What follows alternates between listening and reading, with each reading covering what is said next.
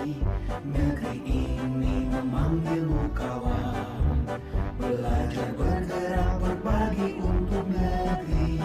Guru penggerak majukan pendidikan. Guru penggerak menghamba para murid. Assalamualaikum warahmatullahi wabarakatuh. Hargai potensi, tingkatkan prestasi, lahirkan profil pelajar Pancasila. Belajar bergerak berbagi untuk negeri, kita menjalin kolaborasi. Belajar bergerak berbagi untuk negeri, demi bakti pada Ibu Pertiwi.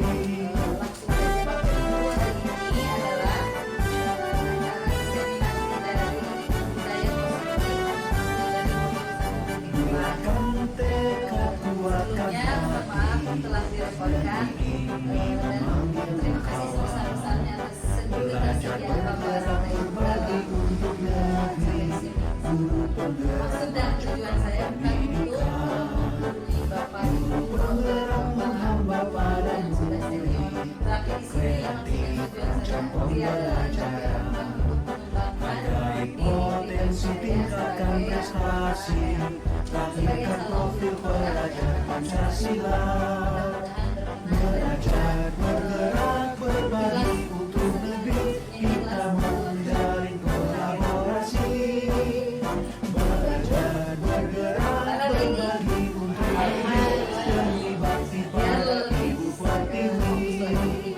Belajar bergerak berbagi untuk negeri, kita menjalin kolaborasi. Belajar bergerak berbagi untuk negeri, demi bakti pada Ibu Pertiwi. Demi bakti pada Ibu Pertiwi. tepuk 1, tepuk 2, tepuk 3, 1, 2, 3. Bapak Ibu jangan ragu untuk bertepuk ya. Siap? Tepuk 1, tepuk 2, tepuk 3, 1, 2, 3. Terima kasih Bapak Ibu guru Bapak. Kali ini saya akan menyampaikan aksi nyata saya di modul 1. Lahirkan profil pelajar Pancasila. Tujuannya untuk menyebarkan pemahaman dan pengalaman Berbagi untuk negeri, kita menjalin kolaborasi. kepada Bapak, Ibu, Bapak, dan saya Bergerak berbagi untuk negeri, demi bakti pada Ibu Pertiwi.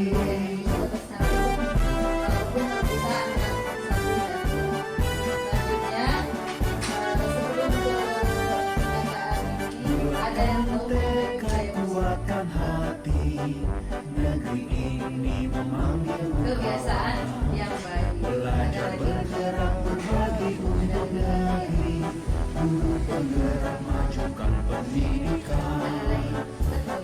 Kebiasaan yang baik yang akhirnya bisa menjadi budaya. Kebiasaan terus dilakukan. Hargai potensi, tingkatkan prestasi, lahirkan profil pelajar Budaya positif di modul 1.4 adalah perwujudan dari nilai-nilai atau keyakinan yang universal yang diterapkan di sekolah. Budaya positif dapat mendorong murid untuk mengikuti, kemudian bertindak dan menciptakan sebagai memerdekakan dirinya sendiri, memberikan kita menjalin kolaborasi. misalnya dari nilai tersebut kemudian dilakukan dari awal dari Pada Ibu Pertiwi, demi bakti pada Ibu Pertiwi.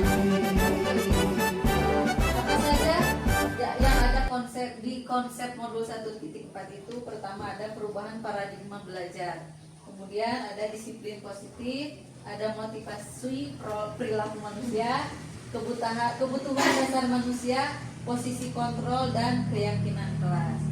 1.2 2, 3, 4, 5, 6. Dan yang terakhir adalah segitiga restitusi. Kenapa segitiga restitusi ditempatkan di paling bawah? Karena itu adalah rangkaian dari semua puncaknya dari sini. Ketika Bapak Ibu mendapatkan masalah, nanti akan berakhir di segitiga restitusi. Kita awali dengan perubahan paradigma belajar. Perubahan paradigma belajar itu apa? Awalnya kita itu menuntut anak untuk bisa baca, menuntut anak untuk bisa nulis, menuntut anak untuk bisa bersikap baik. Tapi saatnya kita untuk menuntun, bukan menuntut lagi, beda. Kalau misalnya ibu dituntut untuk bisa rasanya tertekan, beda dengan ayo bersama-sama, mari bersama-sama. Maka dari itu paradigma belajar kita kali ini harus diubah. Dari asalnya menuntut, maka harus menjadi menuntun. Menuntun berarti kalau menuntun itu kita seolah-olah terjun menjadi anak-anak. Kita seolah-olah menjadi anak itu, merasakan bahwa kita itu menjadi anak yang harus bisa, yang dari asalnya dituntut kamu harus bisa ini, tapi sekarang ayo nak, caranya begini. Jadi seolah-olah anak itu bukan seolah-olah terbebani kalau dituntut. Kalau menuntun, anaknya dibimbing, merasa dibimbing seperti itu. Ada yang ditanyakan dari paradigma belajar ini Bapak Ibu? Alhamdulillah. Kemudian ke disiplin positif. Dalam budaya kita, makna kata disiplin itu dimaknai menjadi sesuatu yang harus dilakukan seseorang pada orang lain untuk mendapatkan kepatuhan. Kita cenderung menghubungkan kata disiplin dengan ketidaknyamanan, bahwa disiplin itu harus begini, menuntut begini, menuntut begitu, datang tepat waktu, dan lain sebagainya. Disiplin pada awalnya seperti itu. Disiplin positif merupakan salah satu cara penerapan disiplin yang bertujuan untuk menumbuhkan kesadaran dari dalam atau motivasi intrinsik. Beda halnya ketika orang yang dituntut sadar dari luar, berarti misal Pak Rijal, sadarnya itu karena saya, karena teguran dari saya enak tidak ke dalam dirinya. Kita harus mengenakan orang lain, tapi harus sadar dari dirinya, bukan dari ekstrinsik, tapi dari intrinsik.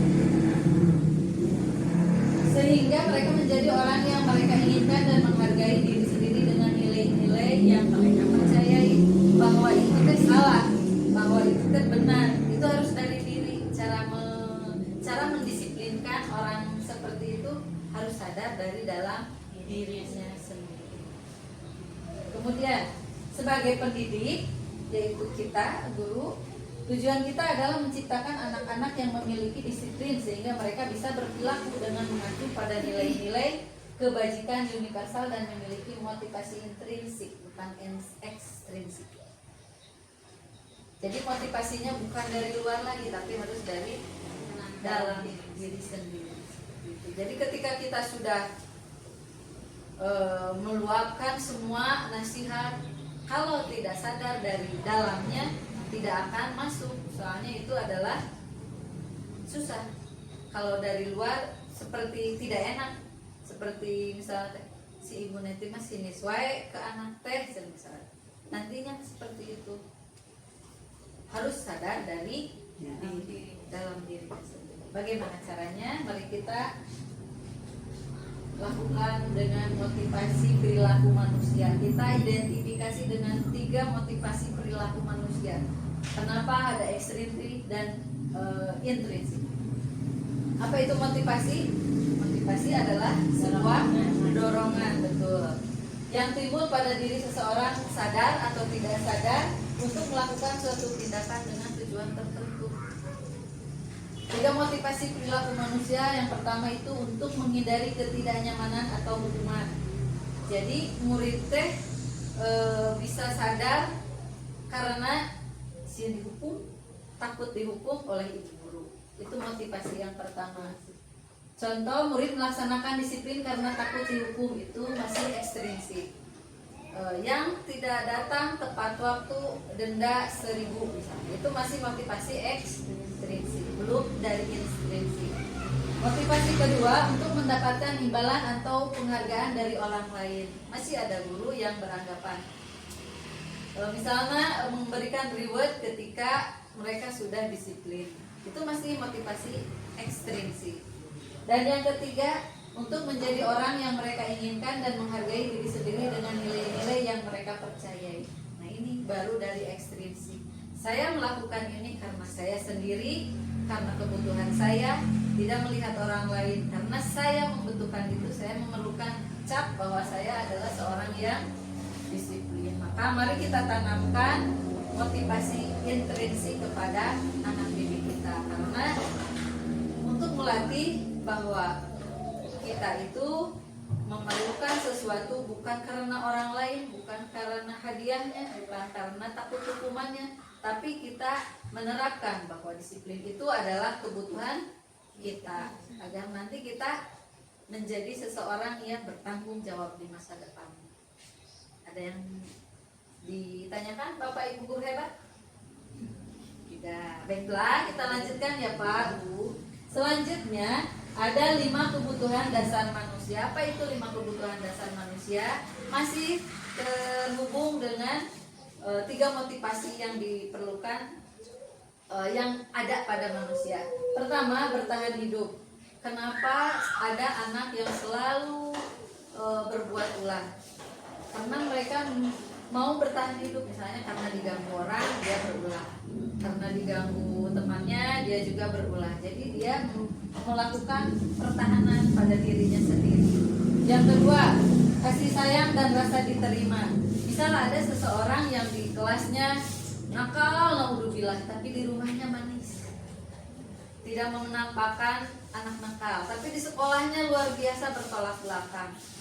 Itu bisa disebabkan karena di rumah itu kurang kasih sayang, sehingga di sekolah mencaper ke ibu gurunya, karena ibu guru mah kelihatan. Nah, kalau ada yang nakal dideketin, diperhatikan, mungkin itu yang terjadi pada murid kita. Yang ketiga, penguasaan. Yang keempat, kebebasan. Yang kelima, kesenangan. Ada yang menjelaskan dari penguasaan? Misal di kelasnya katingalina teh berkuasa ke orang lain teh seperti menindas. Ada yang seperti itu di kelas Bapak Ibu? Ada. Nah, mungkin itu kebutuhan dasarnya belum terpenuhi. Mungkin di rumahnya sebagai adik bungsu, kemudian di kelasnya dia seolah-olah mau menguasai kelas. Nah, seperti itu. Kita harus menelaah terlebih dahulu apakah dia kebutuhannya apa.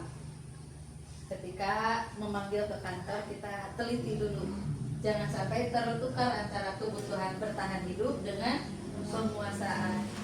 Yang terakhir, kebebasan. Salah. Yang keempat. Ini terakhir ya Bu Mon. Yang keempat, kebebasan. Kira-kira kasusnya seperti apa ya? Yang di rumahnya cari kebebasan. Nah, di rumahnya dikekang, terlalu banyak aturan, datang ke sekolah, ternyata banyak aturan, dia melampiaskan kebebasannya di sekolah. tidak mau dikatakan. Tidak mau dikekang lagi di sekolah dengan kedisiplinan tadi. Yang terakhir, kesenangan.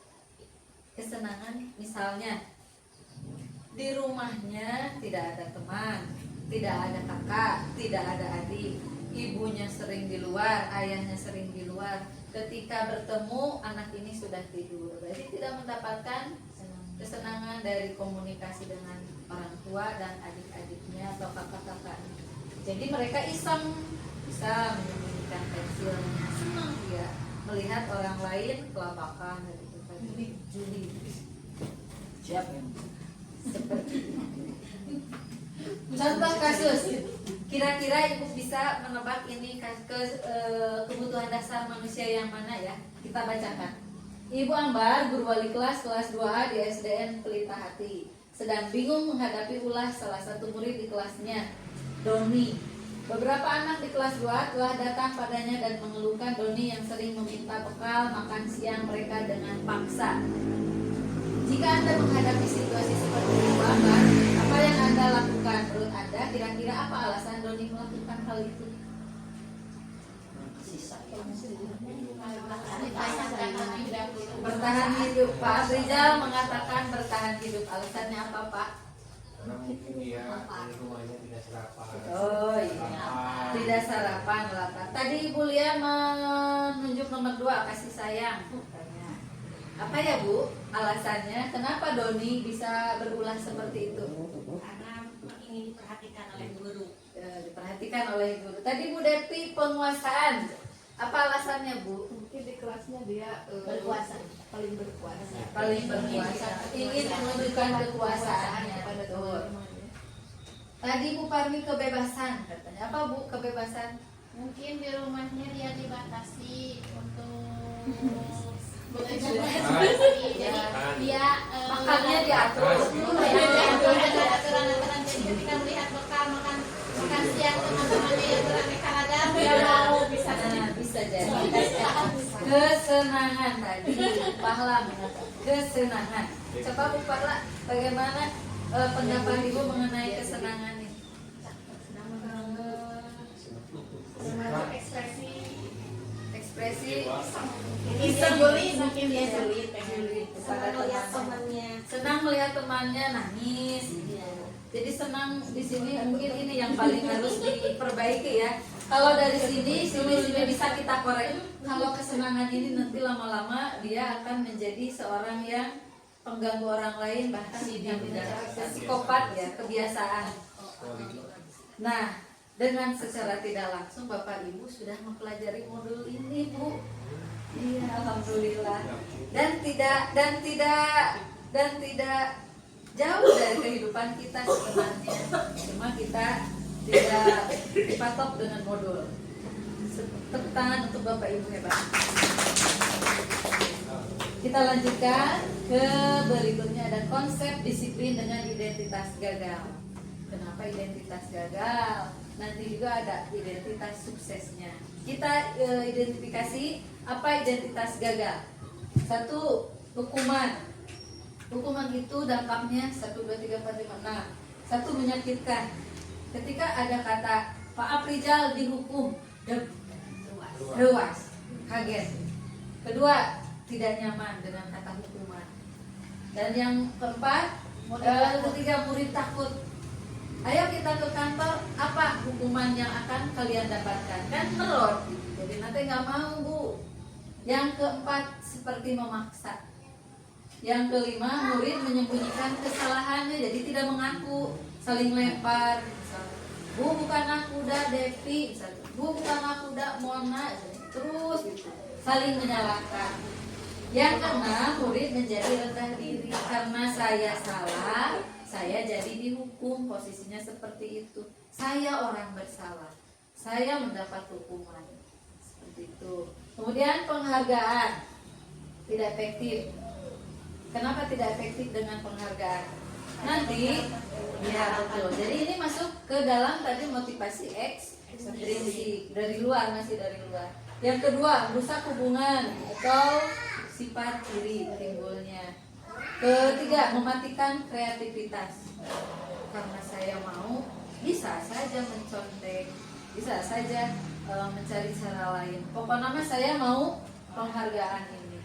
Kemudian yang keempat, menghukum dengan sistem ranking. Masih motivasi ekstrinsik, tidak sadar dari dalam dirinya. Yang kelima, merampas hak menghargai dirinya. Tidak ada penghargaan untuk dirinya, untuk motivasi saya baik karena saya harus dapat ranking. Saya bisa berbuat positif, saya bisa begini karena saya mau rewardnya, penghargaan. Sebenarnya ini di kurikulum 2013 sudah ya diterapkan, tidak ada ranking, tapi ya mungkin sudah kebudayaan sebelumnya, kebiasaan, maka ranking ada, masih ada sampai sekarang.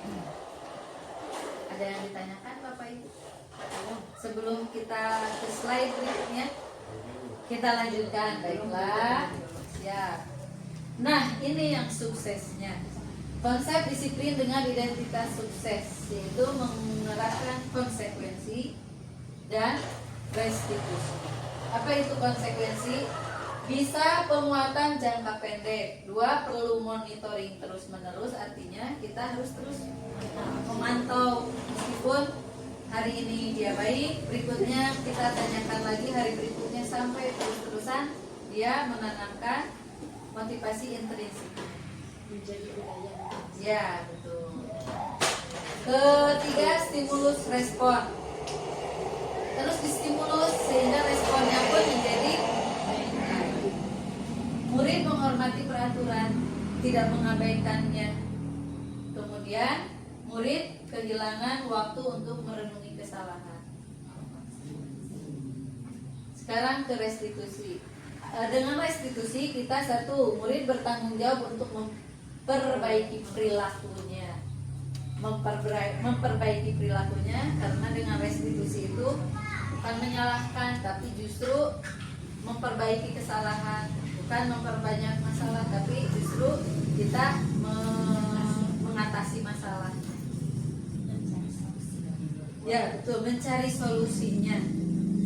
Dan tidak langsung serta-merta kamu salah, tapi harus ditanyakan terlebih dulu alasannya apa, mengapa kamu begini, mengapa kamu begitu, sehingga nanti dia sadar sendiri, iya Bu, maaf saya salah. Salahnya di mana, bagaimana memperbaikinya, itu ada di restitusi. Kemudian yang kedua, fokus pada pemecahan masalah jangka panjang. Bukan jangka pendek lagi, tapi dengan jangka panjang.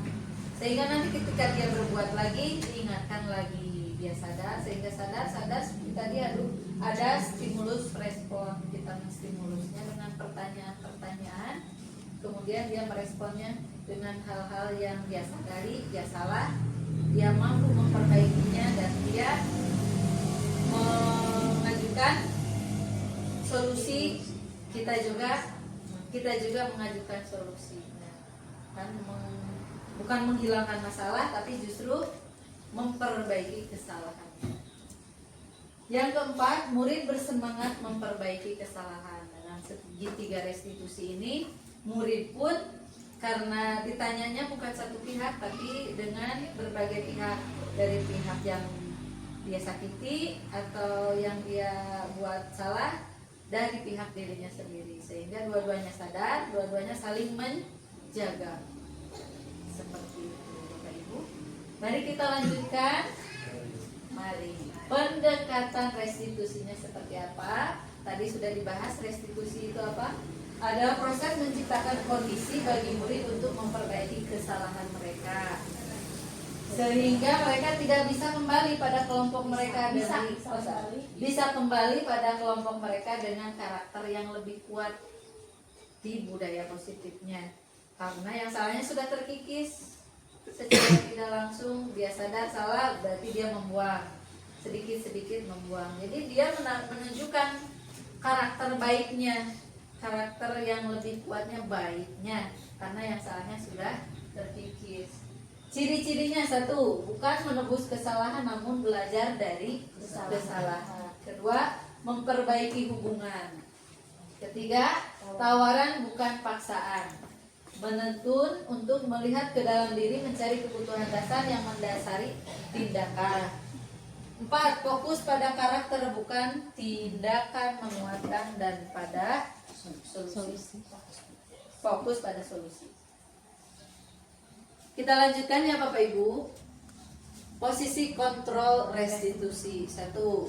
Ada penghukum, ada pembuat rasa bersalah, dan teman. Sebenarnya ada 5, nanti di slide berikutnya.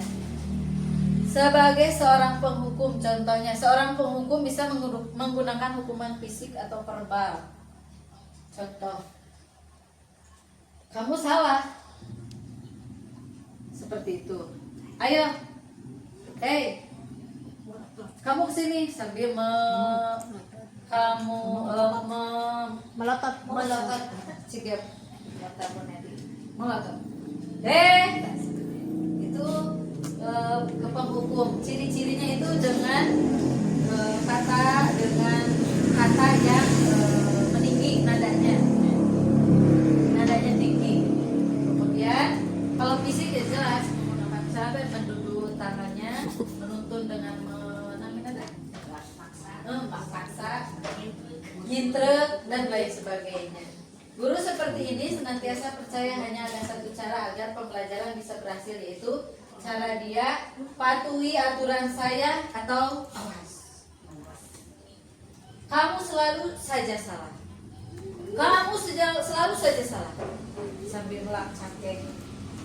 Selalu, pasti selalu yang terakhir selesai. Selalu kamu yang terakhir. Itu sebagai penghukum. Kemudian pembuat rasa bersalah. Mungkin dari segi penghukum ini kita bisa beristighfar, astagfirullah saya masih seperti ini. Kemudian pembuat rasa bersalah. Guru akan bersuara lebih lembut. Tuh kan, ibu jadi dipanggil kepala sekolah gara-gara kalian lembut tapi menyakitkan. Tuh kan, gara-gara kalian jadi ibu dipanggil kepala sekolah. Kemudian menggunakan keheningan yang membuat orang lain merasa tidak nyaman, bersalah atau rendah diri. Ibu sangat kecewa sekali dengan kamu. Ibu sangat kecewa sekali dengan kamu. Atau misalnya seperti ini. Diam, tidak bisa ditanya. Diam tapi melotot. Itu membuat rasa bersalah. Kita tidak salah apa ya? Seperti itu. Kita teh apa ya? Padahal yang salah satu orang yang dipolototan satu kelas. Ke teman. Sebagai teman, guru pada posisi ini tidak akan menyakiti murid, namun akan tetap berupaya mengontrol murid melalui persuasi. Ayo, bantulah bapak kalian itu. Tidak tega kalian melihat bapak dipanggil bapak kepala, ibu kepala. Itu posisinya sebagai teman. Ayo ingat tidak bantuan bapak selama ini. Ayolah, seperti itu, menganggap guru kemudian itu sebagai teman. Apakah itu efektif? Mari kita cek nanti berikutnya. Masih posisi kontrol restitusi yang keempat dan kelima. Pemantau berarti memantau, mengawasi. Pemantau sangat mengandalkan perhitungan catatan data yang dapat digunakan sebagai bukti atas perilaku seseorang. Ayo ingat-ingat peraturan apa yang sudah kita sepakati. Misalnya seperti itu. Apa yang telah kamu lakukan? Sanksinya apa ya? Konsekuensinya apa ya? Itu merupakan pemantau. Posisinya pemantau. Sekarang ke manajer. Manajer kayak di perusahaan, tapi itu justru manajer ini adalah suksesnya seorang guru menjadi seorang manajer di kelas, kalau kepala sekolah di sekolah.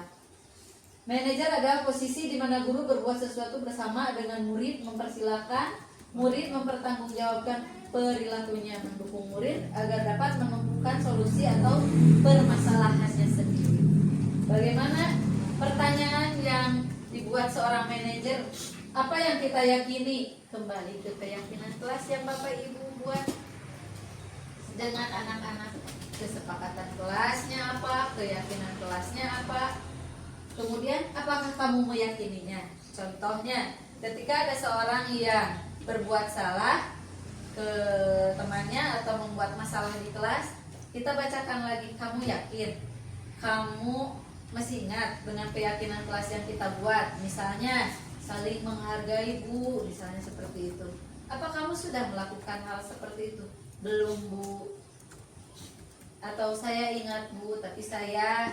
Nah, pastinya seperti itu jawabannya. Jika kamu meyakininya, apakah kamu bersedia memperbaikinya? Terus bukan hanya satu kali bertanya, tapi harus ada tindak lanjutnya sampai akhir. Jika kamu memperbaiki ini, hal ini menunjukkan apa tentang dirimu misalnya? berarti saya sudah menghargai, berarti saya sudah melakukan saling menghormati dan menghargai. Apa rencana kamu untuk memperbaiki hal ini? Misalnya, saya akan meminta maaf kepada orang tersebut, Bu. Nah, sampai kata itu terucapkan, berarti dia sudah yakin bahwa keyakinan kelas yang dibuatnya itu adalah kesepakatan kelas yang harus dilaksanakan dan diterapkan. Slide berikutnya, 5 posisi kontrol tersebut ternyata ada hasil dan dampaknya. Pertama, penghukum tadi menghardik, menunjuk, menyakiti, menyindir. Sahanya anu kamari sakolana kasiangan, itu tidak boleh. Guru berbuatnya tadi menyindir, menyakiti, kemudian berkata kalau kamu tidak melakukannya saya akan mengancam. Hasilnya maka mereka akan memberontak, mendendam, menyalahkan orang lain. Sanes abi muda, anda bu abi teh kasiangan ngerjakeun PR. Bisa seperti itu. Murid berkata saya tidak peduli ketika sudah dihukum, mendapatkan hukuman. Kemudian membuat berasa bersalah. Guru berbuat berceramah menunjukkan kekecewaan yang mendalam. Perkataannya, kamu sudah mengecewakan bapak ibu, misalnya. Maka hasilnya akan menyembunyikan kesalahan, menyangkal, dan bahkan berbohong. Itu bukan aku, dah. Dan murid akan berkata, maafkan saya. Kemudian berikutnya akan terulang lagi. Sampai ke maafkan saya, Bu, besoknya terulang lagi. Nah, ini zonanya zona yang masih bisa ditolerir, tapi yang paling maksimal untuk kita itu adalah posisinya di posisi manajer, karena hasilnya itu dibanding dengan yang lain, murid akan berkata bagaimana caranya agar saya bisa memperbaiki keadaan ini. Berarti ada kesadaran dari diri sendiri bagaimana dia ingin memperbaikinya, sehingga kita mengeluarkan solusi, menawarkan solusi. Terakhir, saya akan memperbaiki masalah ini dengan, berarti dia mengajukan cara. Selain mendapatkan solusi, dia juga mempunyai cara untuk memperbaiki kesalahannya. Itu di posisi manajer, dan alhamdulillah sampai saat ini saya berusaha untuk sampai sini belum sempurna, masih terus belajar. Dan mari kita belajar bersama-sama, Bapak Guru. Kita lanjutkan. Motivasi eksternal. Motivasi dampak pada muridnya dari penghukum itu mengulangi kesalahan berulang kali, kemudian perilakunya menjadi agresif dari sebelumnya. Kemudian satu, murid kaitan dengan dunia berkualitasnya ini kepotong ya Bapak. Murid meletakkan guru di luar dunia berkualitas. Pira oge si ibu. Ibu etama. Pembuat merasa bersalah. Pertama, dampak pada murid rendah diri, merasa gagal, tidak berharga. Kemudian murid meletakkan guru di dalam dunia berkualitas, masuk ke dalam dunia berkualitas.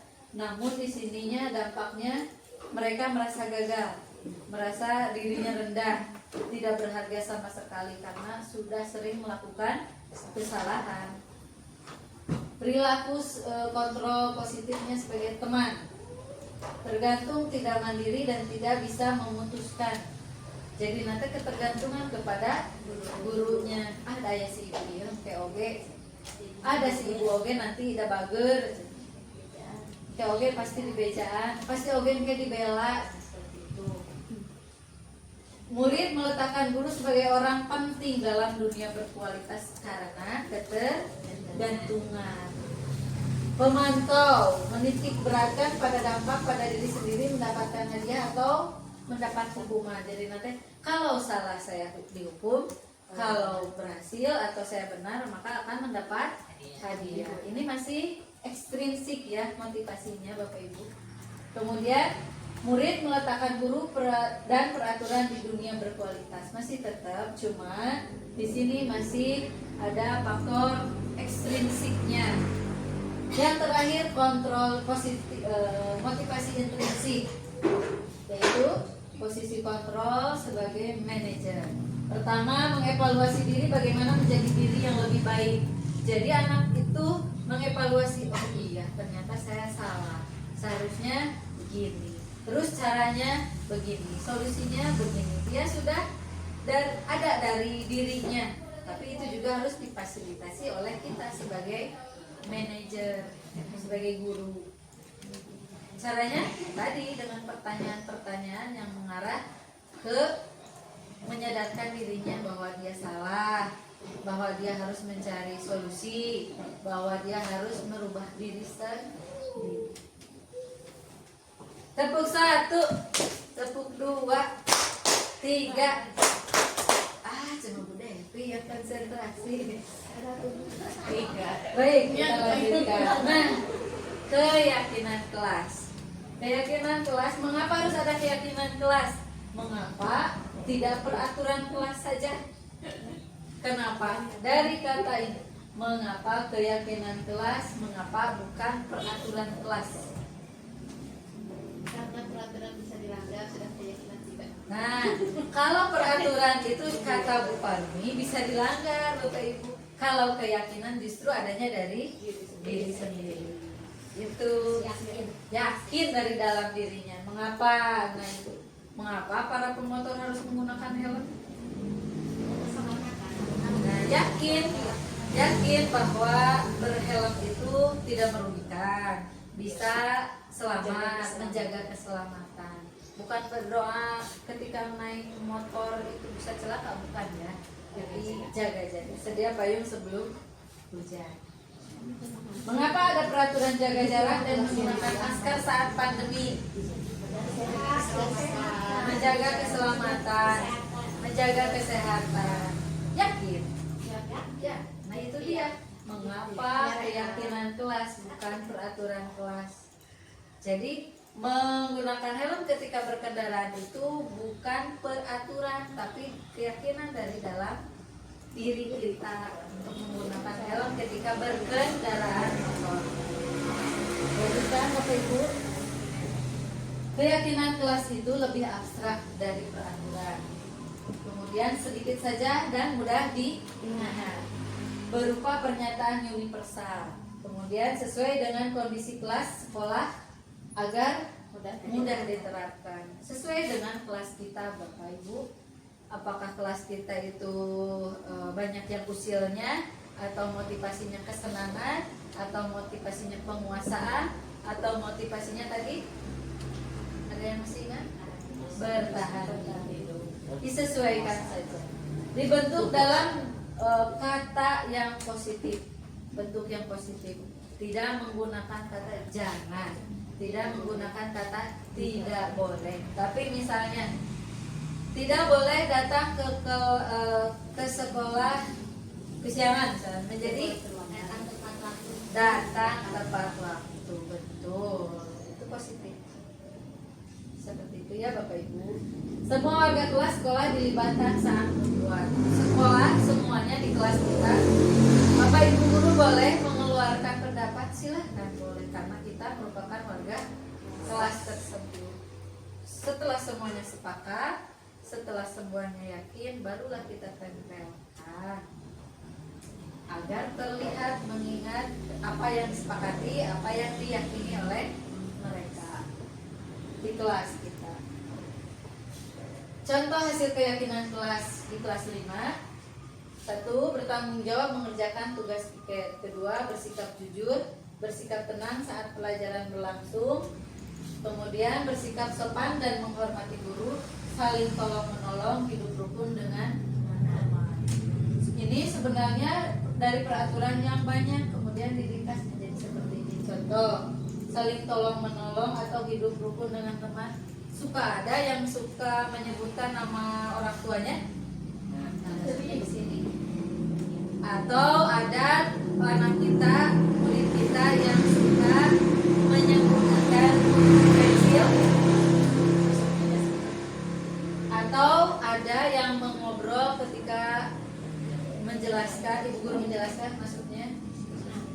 bersikap tenang. Kita ringkas. Buka ruang diskusi, bahkan melibatkan warga kelasnya. Semuanya harus menulis. Bisa menulis di papan tulis, bisa menulis di board atau di kertas yang dibentuk sesuai keinginan mereka. Ini punya saya.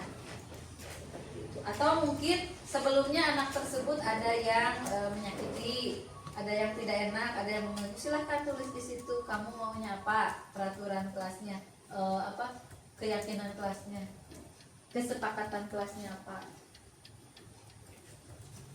Catat usulan murid karena sudah dicatat masing-masing, tinggal ditempelkan, lebih gampang. Merumuskan keyakinan kelas. Nah, ini dirumuskan oleh Bapak Ibu guru. Diambilnya dari peraturan kelas dari yang mereka buat. Apa yang mereka buat, apa yang mereka tuliskan, sepakati, maka kita ubah menjadi keyakinan kelas. Jadi ada dua ya, kesepakatan kelas, keyakinan kelas. Kita lanjutkan Bapak Ibu, kalau ada pertanyaan. Tidak. Tidak? Oh, Bapak Ibu sangat menghormati. Nah, ini contohnya pembentukan keyakinan kelas. Anak-anak, kalau di kelas saya kemarin anak-anak menulisnya dalam bentuk macam-macam. Ada yang tidak boleh membuli orang lain, tidak boleh banyak sekali di sini setiap orang. Dibubuhkan cap jempol, kemudian namanya. Ini bentuk sebagai kenang-kenangan dan pertanggungjawaban mereka bahwa mereka menuliskan ini, maka mereka harus mematuhinya, menyadari bahwa itu salah. Ini contohnya yang sudah diterapkan di kelas saya. Lanjutkan. Nah, ini segitiga restitusinya. Apa itu segitiga restitusi? Pertama, harus validasi tindakan yang salahnya. Ditanya, Aryani tadi kenapa ya? Misalnya, saya merebut jajanan Lia, Bu.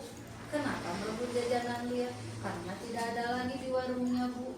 Kenapa harus merebut? Sampai sadar bahwa dia itu tindakan itu salah, tidak benar. Kemudian setelah itu tanyakan keyakinannya. Apakah itu sudah benar menurut keyakinan kelas? Sehingga menjawab, tidak Bu, itu tidak benar. Keyakinan kelasnya apa? Harus saling menghargai, harus saling menghormati, harus saling menyayangi. Validasi segitiga. Yang terakhir harus menstabilkan identitasnya. Dari salah, yakin salah, kemudian dia harus menstabilkan diri. Ya, saya salah dan saya harus meminta maaf. Sadar akan kesalahannya, sadar akan. Nah, akhirnya Aryani meminta maaf kepada Lia. Dan kita harus memberikan contoh, misalnya, betul Ibu pernah marah pada yang disakiti, tapi jangan sampai menyakiti orang lain. Betul Ibu pernah mau jajanan orang lain, tapi tidak sampai merebutnya. Memberikan contoh. Meskipun dulu kita pernah salah melakukan kesalahan, tong dibeberkan. Tapi berilah contoh yang baiknya untuk anak-anak didik kita. Ya. Terus Lia salah, Aryani salah, tapi harus distabilkan lagi sehingga mereka kembali lagi kepada perilaku yang lurus, benar, positif. Seperti itu. Itulah segitiga restitusi. Tidak menyalahkan anaknya, tapi justru memperbaiki kesalahannya. Apa betul perbuatan itu betul? Yakin benar? Misalnya menjawab tidak benar Bu. Nah, yang benarnya bagaimana? Ditanya lagi, berulang-ulang di segitiga restitusi. Nah, dengan memahami struktur penerapan segitiga restitusi, diharapkan guru bisa memposisikan diri menjadi manajer. Karena dengan segitiga restitusi itu, guru bisa memposisikan diri menjadi seorang manajer yang bisa menimbulkan pertanyaan-pertanyaan yang bermakna supaya murid lebih percaya diri, mandiri, dan bertanggung jawab. Setelah melakukan perbuatan salah, maka dia akan meminta maaf dan kembali lagi kepada posisi yang positifnya. Dalam penerapan program disiplin positif, hendaknya guru memiliki standar kepribadian, profesional, dan sosial, baik di mana guru maupun mampu merefleksi posisi kontrolnya, bagaimana perjalanan dirinya sebagai seorang anon. Posisi manajer yang menuntun murid menjadi insan yang mandiri, merdeka, dan bertanggung jawab. Terima kasih Bapak Ibu atas kesempatannya, mudah-mudahan bermanfaat. Apabila ada pertanyaan dipersilahkan. Kalau tidak ada, baiklah saya yang bertanya. Baiklah Bapak Ibu, mudah-mudahan ada manfaatnya dan bisa diterapkan di kelas kita semua. Akhirul kalam, terima kasih yang sebesar-besarnya atas partisipasi Bapak Ibu di diseminasi modul 1.4 ini. Assalamualaikum warahmatullahi wabarakatuh. Waalaikumsalam warahmatullahi wabarakatuh.